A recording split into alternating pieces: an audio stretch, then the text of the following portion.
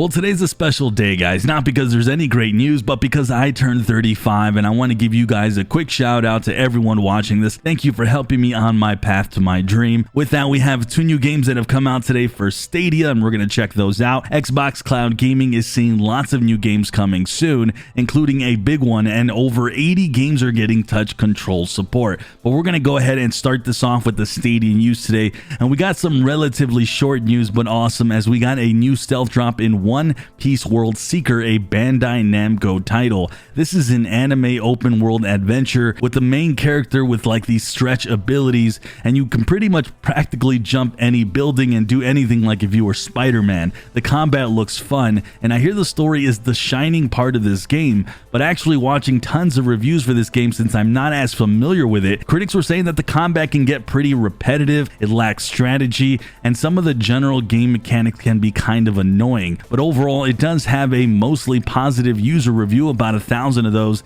and it comes in at a great launch price here on Stadia at only $22.50 for the premium edition, which has an additional 3 episodes and some bonus items. There's also a huge discount as it currently sits at full price on other platforms. Right now it's at $89.99. With that, much of the awaited Chris Tales has finally launched today on Stadia. This was a highly anticipated indie title, so good stuff, and glad to see the release of 2 new games this week. Keep in mind, really good Stadia sales are happening right now as well. I forgot to mention last week, and someone pointed out to me that Sekiro is only $30 right now. I think that's a great price for an amazing port, so pick that one up and enjoy some awesome gaming this week on Stadia. With that, let's jump into the Xbox Cloud Gaming, or Xbox Game Pass Cloud Gaming, or xCloud. I mean, what on earth do you call this thing anymore? Hey Phil, can you give us an official name at some point? But today it was announced that new games are coming, and it's a nice lineup here. Headlines easily are dominated by Battlefield 5, which is awesome.